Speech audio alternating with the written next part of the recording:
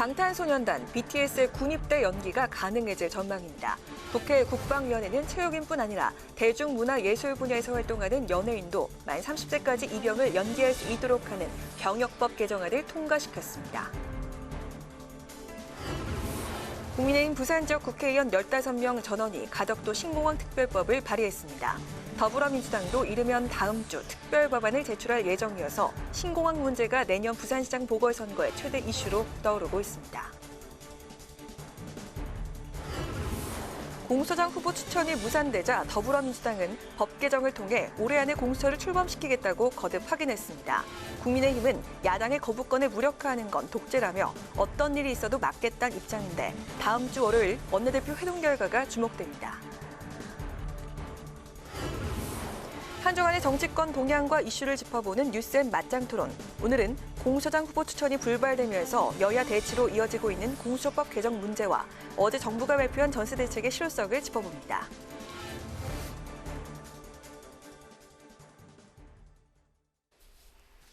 안녕하십니까. 11월 20일 의정 종합뉴스 뉴스앤 시작합니다. 올림픽 금메달을 딴 체육인처럼 세계적인 아이돌 그룹인 방탄소년단도 병역 특례를 줘야 하는 것 아니냐 이런 주장이 나오면서 논란이 됐었죠. 병역 면제까지는 아니지만 입영을 연기할 수 있는 병역법 개정안이 국회 국방위원회를 통과해 법사위와 본회의 절차만 남겨두고 있습니다. 김희연 기자의 보도입니다. 세계적인 아이돌 그룹인 방탄소년단이 만 30세까지 입영을 연기할 수 있는 길이 열렸습니다. 국회 국방위원회는 현행 체육 분야 우수자에게만 해당되던 입영 연기 대상자의 범위를 대중문화예술 분야까지 확대한 병역법 개정안을 의결했습니다. 이 법이 통과되지 않을 경우 방탄소년단의 맏형 진의 경우 만 28세로 올해, 1살 어린 슈가는 내년에 군대에 가야 합니다. 또 엠번방 사건처럼 사회복무요원이 개인정보를 유출해 범죄에 이용한 경우도 처벌이 가능하도록 벌칙 규정에 포함시켰습니다. 이 밖에 병역법 개정안에는 입영한 뒤에 별도로 받는 신체 검사를 폐지하고 입영 전 병무청에서 받는 입영 판정 검사로 일원하기로 했습니다. 지난해 현역 판정을 받았다가 입영 신체 검사에서 귀가 조치된 병역 의무자는 12,000여 명. 예기치 못한 상황에 학교 복학 시기 등을 놓치는 피해자 발생뿐만 아니라 병역 회피 목적으로 악용되는 걸 방지하겠다는 겁니다. 국방위는 소말리아 아덴만 해역에 파견된 청해 부대와 아랍에미리트에 파견된 아크 부대의 파견 기간을 내년 말까지 1년 더 연장하는 두 건의 동의안도 의결했습니다. 다만 직업군인인 소령의 정년을 현행 45세에서 50세로 늘리는 군인사법 개정안은 기재부가 예산 부족을 이유로 반대하는 바람에 보류됐습니다.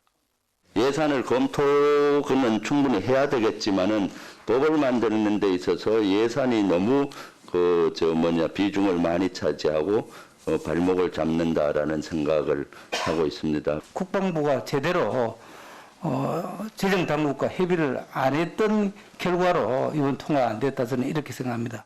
서욱 국방부 장관은 군인연금 개선을 비롯한 재정 확충 방안을 마련해 재정 당국을 설득하겠다고 답했습니다. 국회 방송 김희연입니다.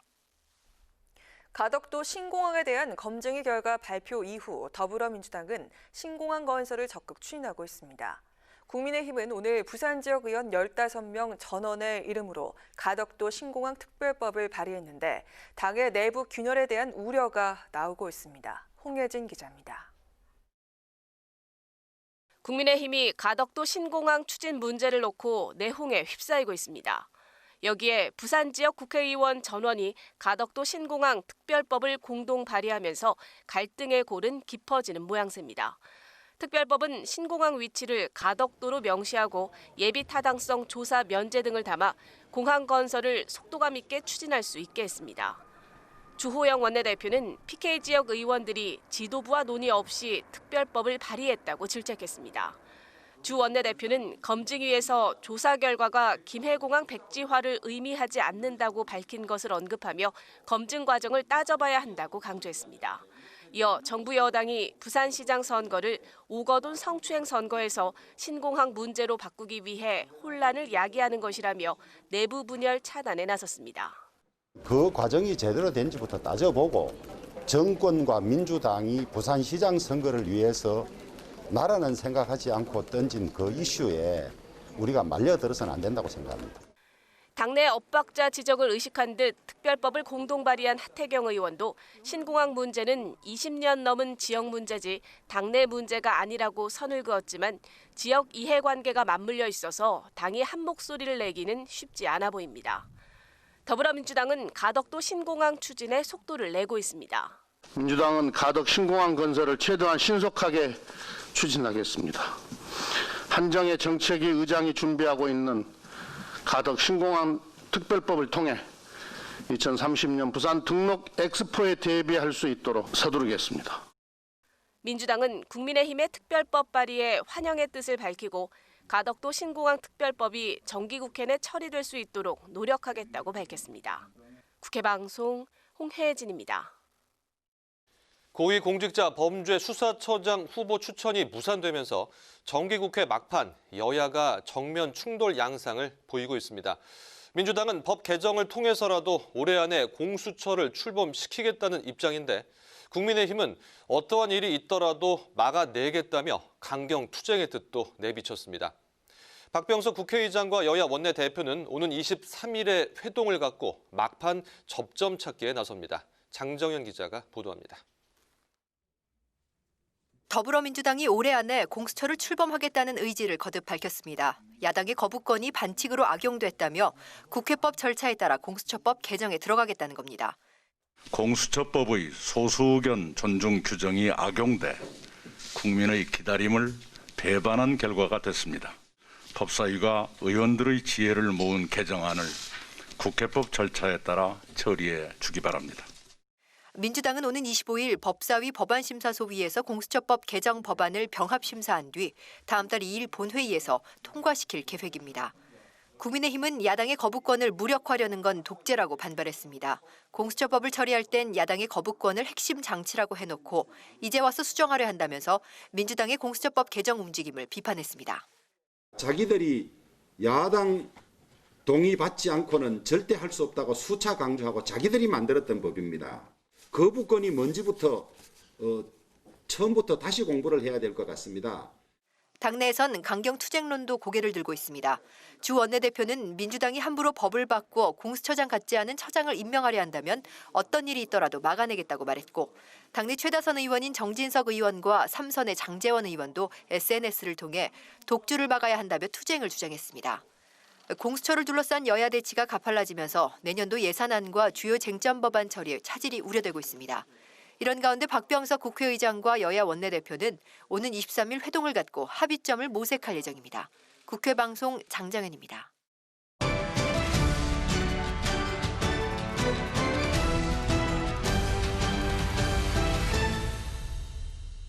이슈 분석 강민지 기자와 함께합니다. 어서 오세요. 어서 오세요. 네, 이 김해 신공항이 사실상 백지화되면서 이 동남권 신공항을 둘러싼 극심한 갈등이 다시 불거지는 모습입니다. 이 동남권 신공항을 놓고 이 그동안의 번복과 갈등 꽤 오랜 시간 이어졌어요. 네, 정치권의 이해관계에 따라 20년 가까이 된 주제입니다. 네. 2002년 김대중 정부 말부터 이야기가 나오기 시작했는데요. 김해공항이 포화 상태가 될 것을 대비해 확장이 필요하다는 문제 제기가 되면서입니다. 이후 노무현 전 대통령이 부산 신공항 건설을 공약으로 내걸면서 본격적으로 수면 위로 떠올랐습니다. 오늘 정치권에서 관련 공항명에 대해 설전이 오가기도 했죠. 이어 취임한 이명박 정부에서 가덕도와 밀양을 놓고 갈등이 빚어지던 이 지자체 사이에서 눈치를 보다가 결국 양쪽 모두 경제성이 없다고 결론이 냈습니다. 결국 이 전 대통령 대국민 사과를 하기도 했죠. 박근혜 정부 들어서 다시 추진됐는데 부산과 대구 경북 간 힘겨루기 양상 속에서 투명한 검증을 하겠다며 프랑스 전문기관에 연구를 맡겼고 결국 김해공항 확장안으로 결론을 내린 겁니다. 네. 네, 이후 공약 파기 논란이 일자 사실상 새 공항 건설이라며 김해 신공항이라는 표현을 쓰기도 했습니다. 하지만 2년 전 지방선거에서 부산과 울산 그리고 경남 지역에서 민주당이 압승을 거두면서 정치 지형 바뀌었습니다. 여기서 당선된 당시 오거돈 부산시장 후보가 가덕도 신공항 재추진을 핵심 공약으로 내세워 당선됐다는 말도 있을 정도였는데요. 이후 송철호 울산시장 그리고 김경수 경남도지사와 부울경 TF를 꾸려 문 대통령과 당시 국무총리였던 이낙연 의원을 수차례 찾아가 설득한 것으로 알려졌습니다. 결국 지난해 총실 산하에 검증위가 꾸려진 뒤 김해 신공항의 검토가 필요하다는 조사 결과 얼마 전 나온 겁니다. 네, 더불어민주당이 가덕도 신공항 추진을 서두르고 있는 모습이네요. 네, 정부의 김해 신공항 이 재검토 결과 나오자마자 민주당 바로 대책회의를 소집했습니다. 이곳에서 가덕도 신공항 건설 특별법 제정 방침을 발표했는데요. 이낙연 대표도 회의를 주재하면서 신공항에 공개적으로 힘을 실었습니다. 앞선 리포트에서 보셨듯 한정혜 정책위의장을 단장으로 하는 동남권 신공항 추진당을 구성했고 특별법 발의를 준비하는 등 본격적인 활동에 나선 상태입니다. 네, 부산시가 2023년 월드 엑스포를 유치할 수 있도록 이전에 준비를 마쳐야 한다는 데드라인까지 사실상 준 건데요. 특별법에는 예비 타당성 조사를 면제하고 10조 원에 이르는 건설 비용을 지원하는 내용이 담겨 있는 것으로 알려졌습니다. 또 이미 가덕도 신공항 타당성 연구에 그 필요한 예산 20억 원도 내년도 예산에 반영된 상태입니다. 네, 그리고요, 이 국민의힘은 조금 전 이 홍혜진 기자 리포트에서 전해드린 대로 먼저 지금 특별법을 발의를 했습니다. 국민의힘 내부에서 갈등이 심한 상황이죠? 네, 다음 주 발의하겠다던 민주당보다 먼저 법안 제출했습니다. 국민의힘 부산 의원들은 하루라도 먼저 민주당보다 먼저 발의를 해서 가덕도 신공항 이슈 선점하겠다는 것으로 보입니다. 하지만 리포트에서 보셨듯 주호영 원내대표 바로 부정적인 입장을 내놨죠. 국민의힘이 딜레마에 빠진 것으로 보이는데요. 부상선거를 앞두고 가덕도 신공항 추진을 반대할 수는 없지만 국민의힘으로서는 당의 주축인 대구 경북의 민심을 외면하긴 어려운 겁니다. 네. 또 여당 성과로 부각되게 될 수도 없는 상태고요. 또 이제 어제 공수처를 논의하기 위해 모인 의원총에서도 공방이 벌어졌는데요. 부산 지역 의원들이 특별법 발의 계획 오늘 그 의원들 말인데요. 알려지자 영남권 비부산 의원들이 반대 목소리를 냈고 또 경남 한 의원은 차라리 밀양 신공항 특별법으로 발의해야 한다는 목소리까지 나온 것으로 알려졌습니다. 네. 또 여기에 부산 선거를 승리로 이끌어야 할 김종인 비대위원장도 가덕도 신공항은 우리도 함께 추진하는데 협조하겠다 이렇게 입장을 내면서 지도부 간 갈등도 불거지는 것 아닌가 이런 우려가 나오고 있습니다. 네, 이 동남권 신공항은요, 17년간 선거 때마다 정말 이슈인데 이번에도 내년 부산시장 보궐선거와 또 대선을 겨냥한 선거용 정책이다 이런 비판이 있죠. 네, 그렇습니다. 이번 부산시장 선거 오거돈 전 시장의 성추행으로 치러지는 선거인 만큼 사실상 민주당 내부에서 서울과 부산 두 곳 중 한 곳만 지켜도 괜찮겠다 이런 얘기가 흘러나왔는데요. 하지만 가덕도 신공항을 꺼내들면서 해볼 만하다는 평가도 나오고 있습니다. 실제로 한국갤럽이 오늘 발표한 여론조사 결과를 보면 민주당과 국민의힘 모두 PK에서 상승했습니다. 가덕도 신공항 효과로 풀이되는데요. 지역 언론에서 관련 보도가 나오면서 영향을 받은 것으로 보입니다. 민주당에서는 새로운 부산시장 후보가 민주당에서 나와야 가덕도 신공항을 완수할 수 있다는 이슈를 걸고 공세적으로 나갈 것으로 보입니다. 네. 더불어 내후년에 있는 대선에서도 PK 지역 스윙보트 지역인데요. 이곳에서 40% 정도 얻어야 당선 가능성이 높다고 분석되면서 현재 민주당 후보 중 PK 지역에선 많은 지지표가 나오지 않는 것에 우려를 하고 있습니다.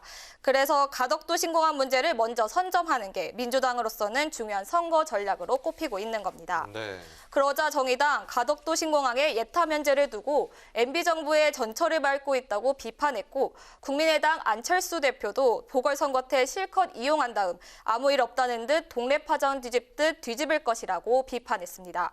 하지만 여당은 일제히 선거용 전략이 아니라고 선을 그었는데요.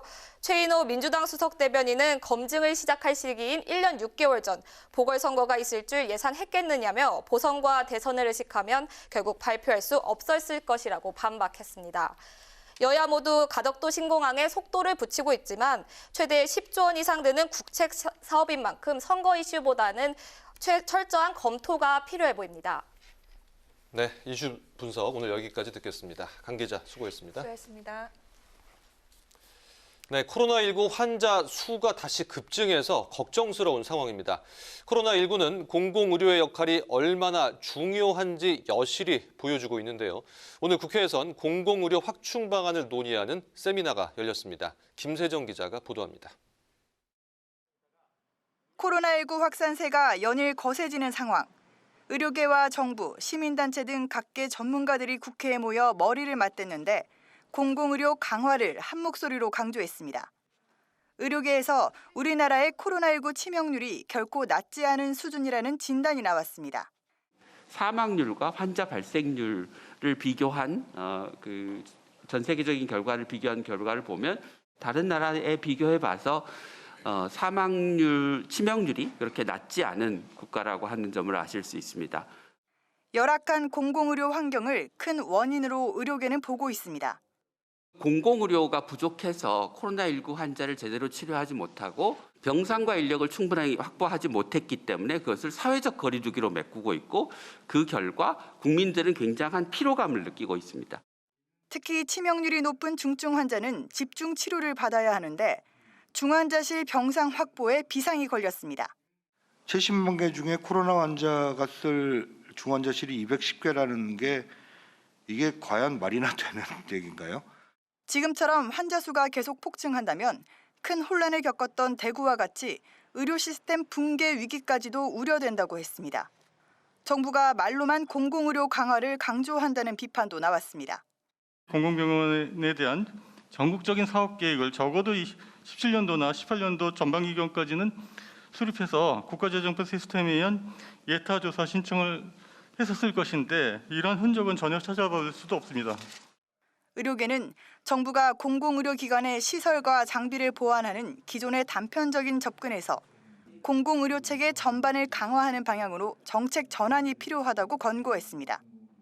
의료 취약지역 해소를 위해 공공병원을 광역지자체당 2개 이상 신축하고 전국의 모든 지방의료원을 최소 300병상 규모로 확충해야 한다고 강조했습니다. 또 감염병과 같은 필수 의료 분야의 지역 간 의료 격차, 인력 부족을 해결하기 위해선 국립병원 중심의 공공의료 인력을 양성해야 한다고 주문했습니다. 국회방송 김세정입니다. 지난 20대 국회에서 장애예술인 문화예술 활동 지원을 위한 법률안이 통과돼 이제 다음 달 시행을 앞두고 있습니다. 문제는 실천인데 장애인들의 예술 활동을 실질적으로 지원하기 위해선 창작지원금 제도와 장애예술인 공공쿼터 제도 도입이 필요하다는 주장이 제기됐습니다. 김동길 기자의 보도입니다. 지난 5월 20대 국회 마지막 본회의에서 장애예술인 지원을 위한 법률안이 통과됐습니다.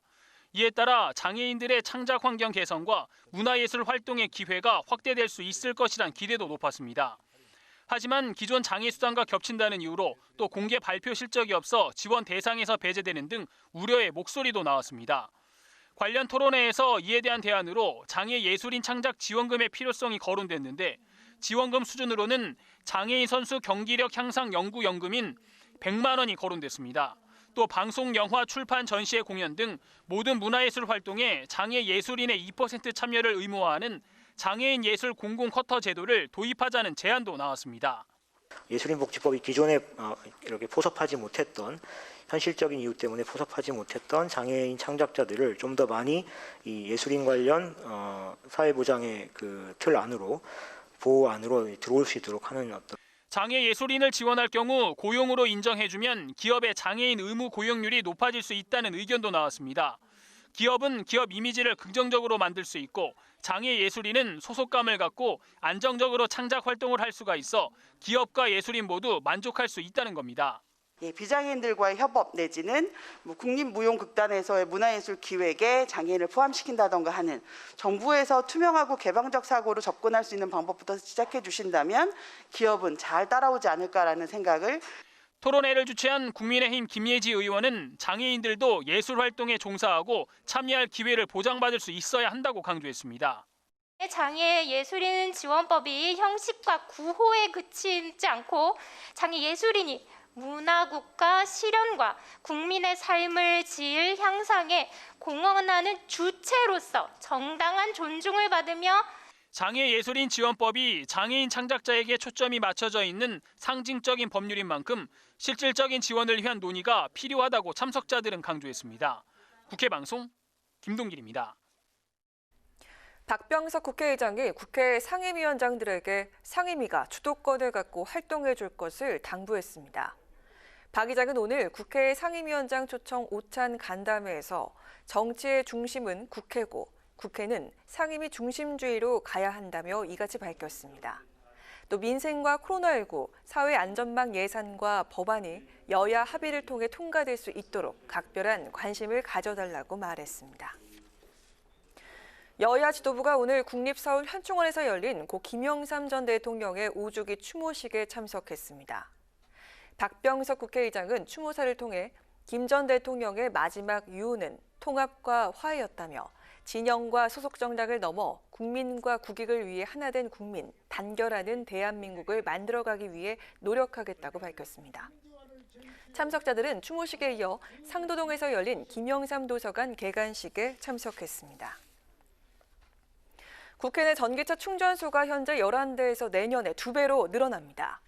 국회 사무처는 정부의 친환경 차량 확대 정책에 협조하고 에너지 전환을 선도하는 차원에서 전기차 충전소 11대 추가 확충을 결정했다고 밝혔습니다.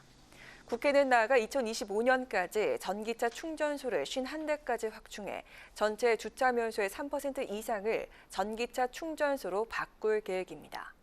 국회는 친환경 국회를 위해 지난해 세계 의회 가운데 처음으로 수소 충전소를 설치해 운영하고 있습니다.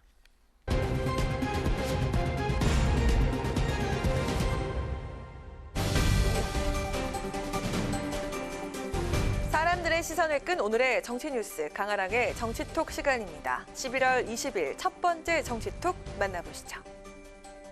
훈장이란 단어, 나라에 공을 세운 사람에게 국가가 주는 표적의 의미도 있지만 옛날 서당에서 아이들에게 글을 가르치던 선생님을 일컫는 말이기도 하죠. 요즘은 잘 안 쓰는 표현인데 오늘 민주당 김태년 원내대표가 국민의힘 김종인 비대위원장을 향해서 훈장 정치를 하고 있다, 이렇게 비판했다고 합니다. 어떤 이유일까요? 본인의 책임은 뒷전으로 밀어놓고 마치 훈장 정치를 하는 것처럼 보여서 이것은 책임 있는 지도자의 자세가 아니지 않냐, 이런 말씀을 드리고 싶습니다. 오늘 아침 당 확대 간부회의에 참석한 김태년 원내대표는 공정경제 3법 처리 문제를 거론하며 국민의힘 김종인 비대위원장의 태도를 이렇게 비판했습니다. 김 위원장은 공정경제 3법이 도움이 된다고 하는데 국민의힘은 기업 복제기라며 반대하고 있다면서 책임 있는 지도자의 자세가 아니라고 지적했습니다. 공정경제 3법에 대한 김 위원장과 당내 의원들의 입장이 엇갈리고 있다며 김 위원장이 평론가 마냥 훈장 정치만 하는 듯 보인다, 이런 주장입니다. 김 원내대표는 이어 정기국회가 한 달 남았는데 개혁 입법 처리를 지체할 수 없다며 김 위원장이 진정으로 공정경제 3법을 처리할 의지가 있다면 당 소속 의원들부터 설득해달라고 촉구했습니다. 민주당은 이번 정기국회 내에 공정경제 3법 등 입법 과제를 반드시 처리하겠다는 입장입니다. 하지만 여야가 공수처법 개정 문제로 다시 충돌하면서 다른 법안 논의도 불투명한 상황인데요. 여당의 압박에 김종인 위원장과 국민의힘 의원들은 어떻게 대응할까요? 이어서 오늘의 두 번째 정치톡입니다. 김해 신공항 백지화로 급부상하고 있는 가덕도 신공항을 놓고 조국 전 장관이 국민의당 안철수 대표의 발언을 인용해 노무현 국제공항이라 하자 했다는 소식 어제 정치톡에서 잠깐 소개를 해드렸었는데요. 그 이후에 정치권 안팎에서 신공항 명칭에 대한 의견들이 쏟아졌다고 합니다. 과연 이번엔 누가 소환됐을까요? 노무현 국제공항을 언급한 조 전 장관의 발언에 가장 먼저 반응을 보인 인물은 진중권 전 동양대 교수였습니다. 진 전 교수는 자신의 페이스북에 그냥 문재인 공항이라고 하세요. 노무현 대통령은 보궐선거 때문에 공항을 짓는 것에 반대했을 것이라고 끄집었습니다. 이에 국민의힘 이준석 전 최고위원은 진 교수의 게시글에 공항 짓는 데 가장 큰 기여를 한 사람 이름을 붙여야 한다며 가덕도 신공항은 가장 큰 기여를 하신 오거돈 공항이라고 댓글을 남겼습니다. 국민의힘 송파병 당협위원장인 김근식 경남대 교수 역시 이름 붙일 거면 오거돈 공항을 적극 고려해보라고 전했고요. 야권의 이런 조롱 섞인 의견에 진지한 입장을 제시한 인물도 있습니다. 친문 농객으로 알려진 마칼럼니스트 한교익 씨는 가덕도 공항에 굳이 정치인 이름을 붙이겠다면 김대중 국제공항에 한 표를 던지겠다며 노벨 평화상 수상자로 대한민국 민주화의 상징 인물로 김대중은 세계인의 가슴에 깊이 각인돼 있기 때문이라고 밝혔습니다. 우리는 아직 사람 이름을 붙인 공항이 없지만 외국에서는 샤를 드골 공항, 존 F 케네디 공항처럼 비교적 흔한 편입니다.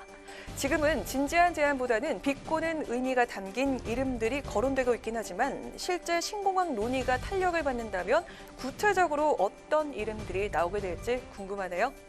마지막으로 오늘의 세 번째 정치톡입니다.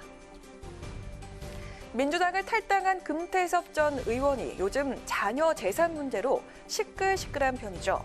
20대 두 아들이 서울 강남의 한 빌라 공동 소유자로 알려지면서 과연 적법하게 증여를 했느냐 이런 의혹들이 제기되고 있는데요. 특히 여권의 공세가 매섭습니다. 자신의 두 아들과 관련한 재산 관련 의혹이 불거지자 금태섭 전 의원은 어제 돌아가신 장인의 뜻에 따라 가족이 집을 공동 소유하게 됐고 당연히 증여세도 모두 냈다고 해명을 했습니다. 하지만 이 해명에도 여권의 중심으로 비판이 계속되고 있습니다. 금 전 의원의 탈당 당시 철새 정치인이라면서 비난했던 민주당 김남국 의원은 어젯밤 자신의 페이스북에 20대가 무슨 수로 증여세를 냈을까라며 참고로 자식의 증여세를 대신 납부해준 그 돈도 증여에 해당해서 세금을 납부해야 한다. 이게 바로 금수저 아빠 찬스라고 날을 세웠습니다. 열린민주당 김진애 의원도 오늘 페이스북에 금 전 의원 아들과 국민의힘 의원들의 재산 규모를 언급하면서 국민의힘 주변은 왜 이리 스캔들이 많냐고 꼬집었는데요. 김 의원은 재산 형성 과정이 제대로 밝혀지지 않았다며 언론에서 밝혀줄 것을 촉구했습니다. 여권의 공세 금 전 의원은 자녀에 대한 재산 증여가 민주당 소속이었던 2015년에 있었던 일이라며 이미 검증 과정을 거쳤기 때문에 문제가 없다는 입장인데요. 탈당 후 서울시장 출마를 고민 중이라는 금 전 의원의 행보에 어떤 영향이 있을지 좀 더 지켜봐야겠습니다. 지금까지 강한항의 정치톡이었습니다.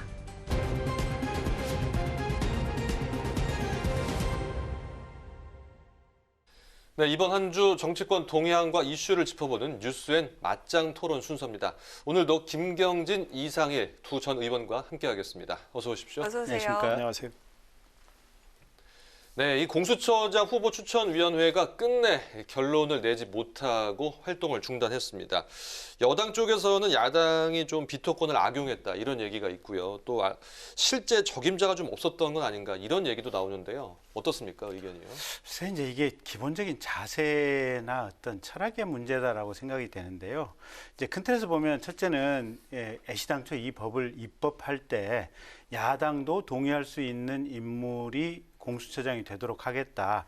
이래서 7명 중에 이제 6명의 찬성을 얻도록 그렇게 제도를 만들었으니까 뭐 굳이 지금 야당 추천위원 두 분이 반대를 했을 경우에는 사실 어떻게 할 방법은 없습니다. 방법은 없는데 이제 조금 세부적으로 가서 들어가 보면 변협에서 추천하신 세 분이라든지 또 이제 일부 한두 분 같은 경우는 실은 보면 큰 하자는 없고 여러 가지 공수처 운영에 적절한 자질과 품성을 가지고 있다 이렇게 보여지는데 굳이 반대를 그렇게까지 하셨을까? 그다음에 이제 또 한 가지는 사실은 회의가 뭐 한 10몇 시간 정도 하다가 지금 이제 2차 회의 하다가 결국 이제 일단 결렬 선언하고 지금 이게 종결을 해버렸지 않습니까? 근데 그럼에도 불구하고 좀 더 끝까지 해볼 여지는 없었을까? 그러니까 사실은 보면 아무리 급하다고 할지라도 거기서 합의를 도출할 때까지 정말 무제한 끝장 토론할 여지는 없었을까.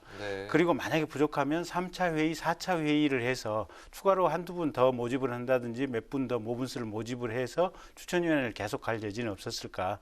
그런 점에 비춰본다면 상당히 좀 아쉬운 대목은 있습니다. 네, 협상의 아쉬움에 대해서 좀 얘기를 해주셨는데요. 그러니까요. 저희가 지난주에 그랬죠. 아마 쉽게 결론이 안 날 것 같고 그럴 경우에는 다시 좀 추천을 해서 다른 후보들을 대상으로 좀 더 검증도 하고 소위 공통분모를 찾아보는 게 낫지 않을까 그런 이야기 했는데 우리 김 의원님 말씀대로 그냥 한 번, 두 번 해보고는 아예 안 된다고 끝내는 거. 그리고 나서 여당이 법을 개정하겠다고 하잖아요. 그러니까 이제 야당에 부여된 비토권을 없애겠다, 거부권을 없애버리겠다. 이거는 그러니까 처음부터 일단 약간의 요식행위를 밟고 나서는 본인들이 원하는 대로 법을 바꿔서 본인들이 원하는 사람을 안 치겠다 이런 의도로밖에 안 보여요. 그러니까 여당이 이렇게 모든 걸 지금 다수의 힘을 가지고 밀어붙이는 거 이건 정말 이건 민주주의의 정면으로 배반되는 겁니다. 이게 다수결의 원칙이 다 민주주의는 아니거든요. 네. 그러니까 소수의 의견을 들어가면서 접점을 찾아가는 노력을 정말 끈기 있게 해야죠. 그러니까 뭐 교황 선출하는 방식, 콘클라베 방식으로라도 아 그래 이번에 1차로 추천된 분들 중에 적합한 분 없으면 좀 다시 추천 받아서 해보자 이렇게 갔어야죠. 네, 이렇게 말씀을 조금 보충 말씀을 드리면 그렇죠. 그러니까 이제 변협에서 추천하신 분 중에 헌법 수석 재판 연구관 하는 지금 김진욱 재판 연구관이나 아니면 권익위 부위원장 하고 있는 이건희 부위원장이나 이런 분들 같은 경우는 사실은 두루두루 지금 현직에 있고 또 한 분은 판사 출신이고 한 분은 검사 출신이긴 하지만 이제 굳이 뭐 변호사 활동을 현재는 안 하고 있는 이런 상황들이고 특별한 하자는 없어서 이게 조금 아마 다시 회의가 열린다면 야당 추천위원님들도 그 두 분 같은 경우는 조금 집중적으로 한번 고려를 더 해보시면 어떨까 그런 생각을 개인적으로는 가지고 있습니다. 이게 특정 인물에 대해서 이 말씀을 드리는 게 조금 조심스럽긴 한데요. 제 생각은 국회의장이 추천위원들 회의를 소집할 권한이 있어요. 국회의장이 정말 훌륭한 분을 찾고자 한다면 여당이 저렇게 법을 바꿔서 이 법 제대로 시행도 안 되는데 또 마음에 안 든다고 법을 바꿔서 하는 게 그게 국민들이 어떻게 생각하겠습니까? 그러니까 의장이 딱 중심을 잡고 의장이 추천위원들 다시 회의를 하도록 해서 일단 뭐 기존에 계신 분들 4명 정도로 압축돼서 한번 이제 표결을 한 거고 뭐 그분들로 안 된다면 다시 좀 추천을 받아서 좀 하자 이렇게 하시는 게 맞다 이런 생각이 듭니다. 네, 짧게 다시 정리를 하면요. 야당의 반발에도 25일 법사위를 거쳐서 다음 달 2일에 본회의에서 개정안을 처리한다는 방침이고요. 민주당은요. 국민의힘은 공수당 후보를 재공모해야 한다는 입장인데 현 상황에서 어느 쪽이 더 합리적인 방안이라고 보십니까? 저는 당연히 1차에서 추천된 분들 중에 적합한 분들을 못 찾았다면 다시 2차, 3차라도 공모를 해서 추천 받아가지고 그분들을 검증을 하고 해서 거기서 선택을 하는 게 맞지 1차 안 되니까 이제 법을 바꿔버리자. 국민들이 그건 납득하겠습니까? 그게 민주주의입니까? 네.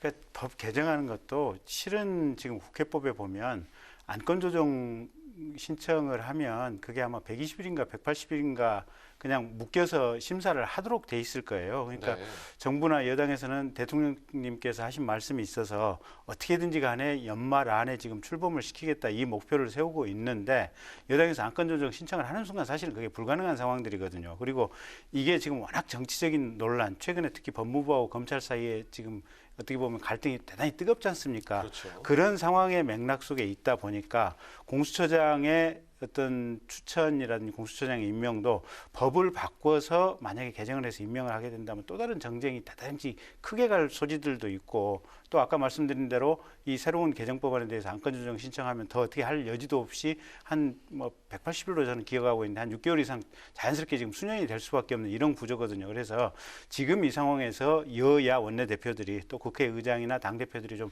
정치력을 발휘를 해서 다시 한번 회의를 열어서 뭔가 좀 좋은 방안을 찾아보시는 게 좋지 않을까 싶습니다. 네, 다시 한번 찾아보면 좋은데 지금 만약에 여당이 이제 다수 의석을 내세워서 법 개정을 뭐 강행한다면 뭐 야당으로서는 사실 특별히 지금 막을 방법은 없지 않습니까?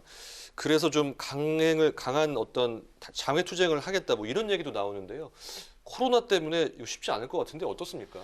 그러니까 장애투쟁 이야기는 나왔지만 지금 뭐 야당이 장애투쟁으로 간다 이런 걸 공개적으로 원내 지도부가 밝힌 적은 없고요. 이제 여러 가지 아이디어가 나왔고 말씀하신 대로 지금 코로나 상황이 악화되고 있는 건 사실이고 그래서 장외에서 하는 건 굉장히 좀 어려움이 많다. 다만 그런 이야기가 나오는 건 국민들께서 지금 여당이 이렇게 무리하게 이제 법 개정 이야기까지 공개적으로 하고 25일 날 국회 법사위에서 소위 열어가지고 그 법을 처리하겠다 이렇게 하면, 그러니까 야당의 비토권을 없애는 거 아닙니까? 네. 이렇게 해서 자기들 마음대로 입맛에 맞는 공수처장 후보들을 자기들이 골라서 이제 공수처를 출범시키겠다는 이 의도인데 국민들이 이거를 지지할까요?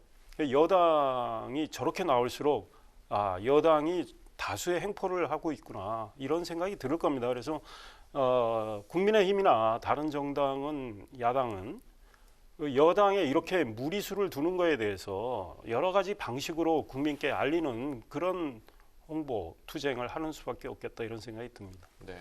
근데 이제 그런 면도 있는 것 같아요. 그러니까 이제 여당 입장에서 보면 사실은 야당에서 공수처 추천위원을 이렇게 추천해주는 요 절차가 너무 늘어졌거든요, 보면. 네네. 그게 늘어지면서 사실은 출범이 법에 정해진 기일보다도 훨씬 지금 늦어지고 있는 이 상황이다 보니까 그래서 지금 법 개정 카드라든지 이런 얘기가 지금 나오고 있는 것 같고, 그래서 야당 쪽에서도 기왕에 공수처장 출범하기로 지금 어쨌든 법은 성안이 돼 있고 출범을 할 수밖에 없는 상황이고, 그렇다고 한다면 추천위원회에 들어가 있는 두 분 위원들께도 가급적이면 완벽한 후보를 찾기는 사실은 어려운 노릇이니까 현재 가능한 범위 내에서 가급적이면 좀 선택할 수 있는 그런 자세로 회의에 좀 임해 주십사 하는 이런 어떤 이 야권 내부의 컨센서스가 이루어지면 네. 아마 여당도 이 법안 강행하기는, 새로운 법 개정을 강행하기는 조금 부담스럽지 않을까 이렇게 보여집니다. 국민의힘이 이야기하는 대로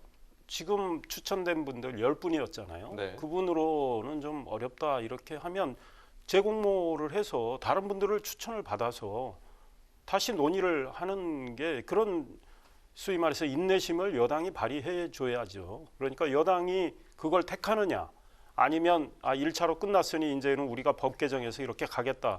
여당이 앞으로 어떻게 나올지 지켜보고, 여당이 과연 공수처 출범 시작할 때 여당이 많은 의심을 갖고 받았습니다. 대통령의 어떤 권력 유지를 위한 또 하나의 도구를 만드는 거 아니냐 이런 의심을 받았는데, 이번에 여당이 어떻게 나오는지 보면 그 의심이 맞는지 틀리는지 여당 스스로 입증할 거라고 봅니다. 네. 만약에 법 개정이 되면은 연내 공수처 출범이 가능할까요? 그래도 쉽지는 않을 겁니다. 그렇죠? 왜냐하면 이게 법 개정이 된다고 하더라도 저게 대통령한테 가서 결국은 공포하고 이제 이게 시행하는 절차가 있어야 되고요. 물리적 시간이 필요하다는 예, 그다음에 공수처장 인사청문회 해야 되고, 네. 그리고 나서 그렇게 해서 인사청문회 끝나고 나서 임명된 어떻게 보면 공수처장이 또 밑에 차장이라든지 밑에 직원들 또 검사 임명해야 되는 이런 네. 과정이 있으니까 이러나 저러나 연내 출발은 사실은 불가능한 상황들인 것 같고요. 제가 볼 때는 아마 지금 서로 힘겨루기 하는 과정인데 결국은 아마 회의가 재개될 가능성이 매우 높지 않나 싶고요.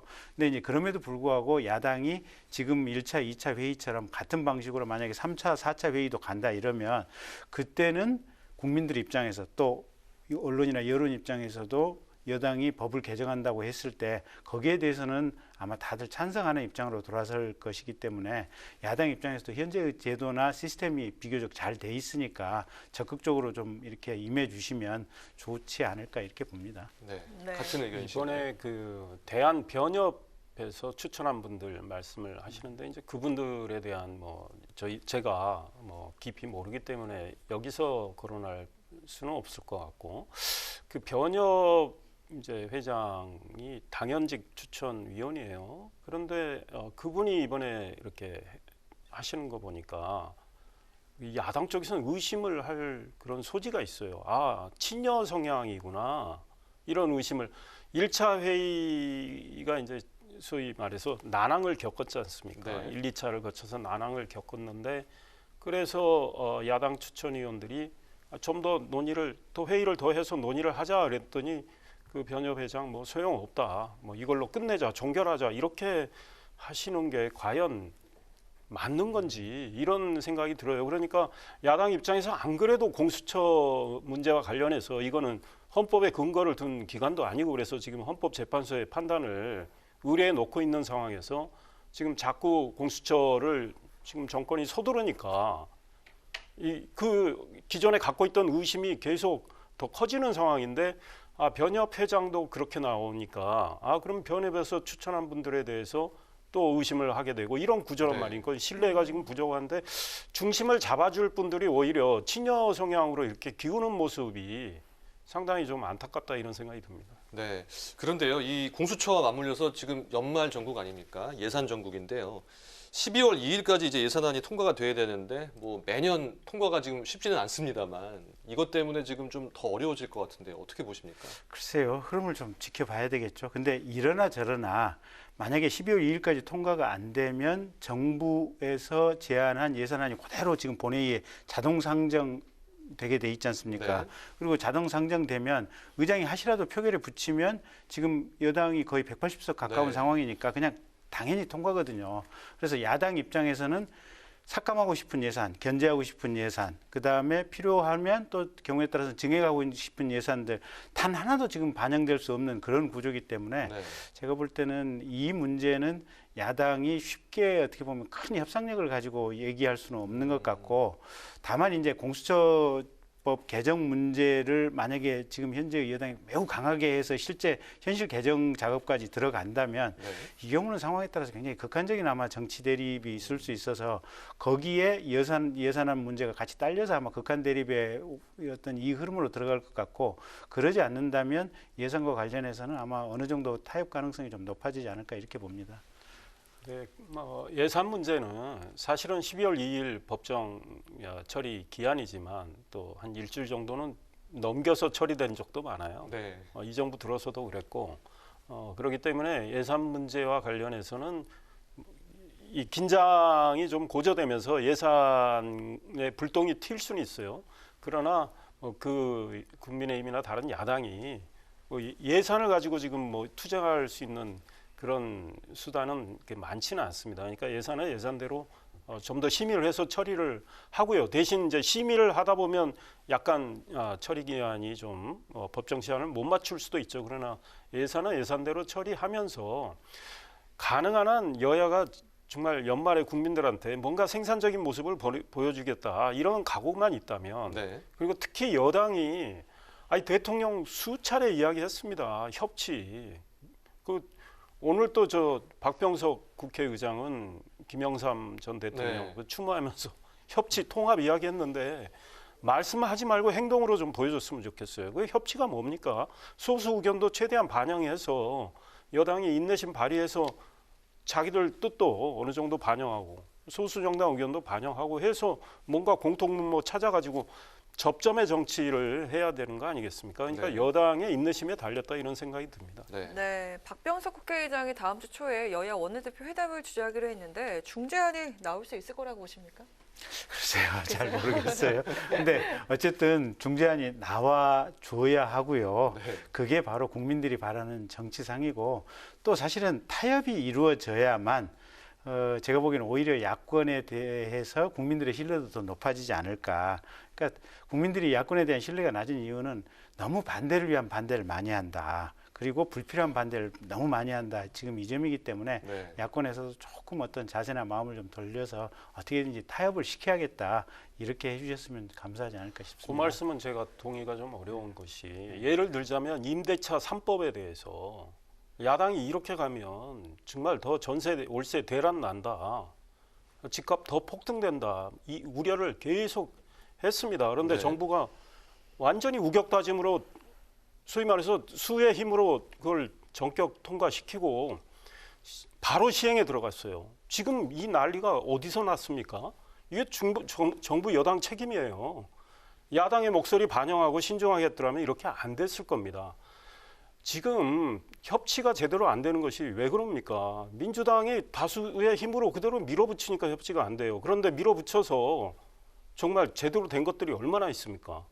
그래서 여당의 정말 마음가짐 자세가 중요하다. 자기들 마음대로 다 하고자 하면 그게 무슨 민주주의입니까? 그게 독재지. 이런 말씀 드리고 싶어요. 네, 지금 그 임대차 3법과 전월세 지금 대란 얘기를 마침 해주셨는데요. 어제죠, 이 전세 대책을 정부가 내놨습니다. 24번째 지금 대책인데요, 부동산 대책인데 과연 이 전세 난을 잡는데 어떻게 효과가 있겠습니까? 어떻습니까? 아마 시장에 물어보면 벌써 이미 반응이 나와 있습니다. 매우 냉소적입니다. 당사자들이. 네. 특히 집 없는 분들이 지금 아파트를 원하고 있는 거 아닙니까? 네. 수도권에. 집 없는 분들이 또 찾고자 하는 전세 월세도 다 아파트인데 정말 그 영업이 잘 안 되는 모텔, 호텔, 그다음 빈 상가, 빈 좀 지역이 주거하기는 좀 불편한 이 주택들. 네. 이거 해서 임대주택으로 만들어서 공급한다고 하고 김현미 국토부 장관 매우 그 호응이 좋다 그러는데 어떤 분의 민주당 이야기만 들으니까 호응이 좋겠죠.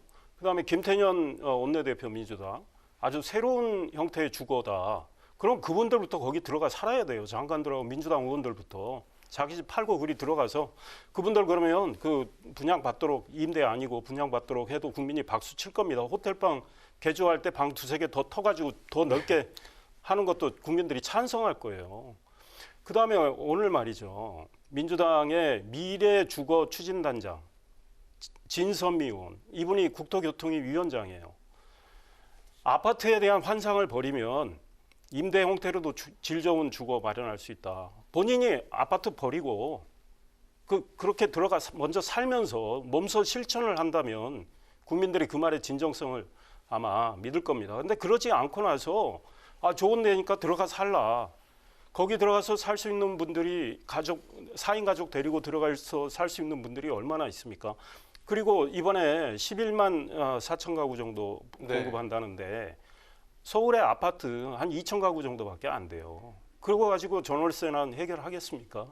그래서 시장의 반응이 매우 냉소적이라는 사실을 알고 24전 24패 또 이렇게 된다 이런 생각입니다. 네.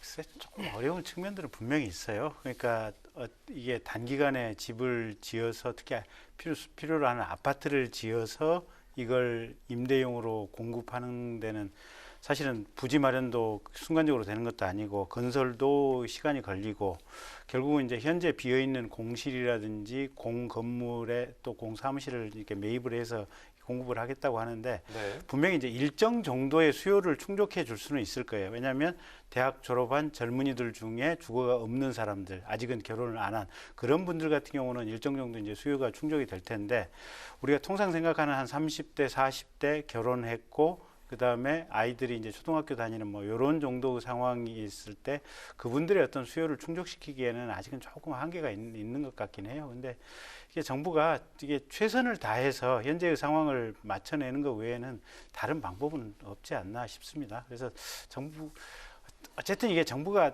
시장을 만능으로 조정할 수 있는 것은 아니거든요. 그리고 또 어느 정권이라도 그건 다 마찬가지 상황들이고 그래서 그 점은 정부의 애로사항을 조금 이해해 주셨으면 합니다. 네, 부동산 민심이 또 안 좋아서 그럴 수 있을 것 같은데요. 조만간 이제 정부의 소폭 개각이 있을 것으로 전해지고 있습니다. 네.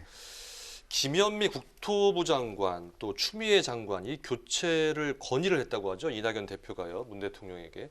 이 부분, 이 교체 가능성 실제로 있을까요? 글쎄요. 이제 국토부 장관 같은 경우는 사실은 본인이 굉장히 장기간 재임을 했었고 그렇기 때문에 사실 장관을 오래 하면 힘드시거든요. 그래서 또 이제 부동산 정책에 대한 비판도 시중에 어느 정도 좀 있는 것이고 그래서 교체하려고 하면 충분히 아마 교체 가능성은 있는 것 같고 근데 추미애 장관, 법무부 장관 문제는 대단히 지금 복합적이고 어려운 문제인 것 같아요. 여권 내부에서도 정무적으로 판단할 부분도 있는 것 같고 또 추미애 장관이 전에 민주당 당대표로 했었지 않습니까? 그런 부분도 있는 것 같고 이게 사법개혁하고 직접적으로 상관은 없지만 어쨌든 또 사법개혁하고 맞물려 있다고 생각되는 어떤 그런 지점도 있고 이래서 아마 대통령께서 어떤 결단을 내리실지는 사실은 그거는 뚜껑을 까봐야 알 수 있는 문제지 지금 예측되는 상황은 전혀 아닌 것 같습니다. 저는 진작에 10번이라도 교체돼야 할 마땅한 분인데 문재인 대통령 절대 교체 안 할 겁니다. 정책 실패를 인정하기 싫기 때문에. 그래서 그대로 두고 갈 거예요. 김현미 국토부 장관 교체하면 부동산 실패 자인하는 셈이 되는 거고 추미애 장관 교체하면 역시 그들이 말하는 검찰개혁 그게 잘못됐다고 인정하는 거기 때문에 교체 안 할 거고 윤석열 검찰총장이 판정승했다 이런 평가가 나올 테니까 안 할 겁니다. 그러나 일을 하다 보면 잘하고 잘못할 때가 있어요. 잘못할 때 잘못 인정하고 그때 교체하고 다른 분, 더 훌륭한 분들 이렇게 그 자리에 앉혀서 더 좋은 정책 폈다면 국민들이 더 박수 보낼 겁니다. 지금이라도 많이 늦었지만 잘못은 인정하고 바꿀 분 바꾸고 좀 그렇게 대통령이 하셨으면 좋겠는데 제가 보기엔 안 하실 겁니다. 어렵다고 네. 보시는군요. 예, 알겠습니다.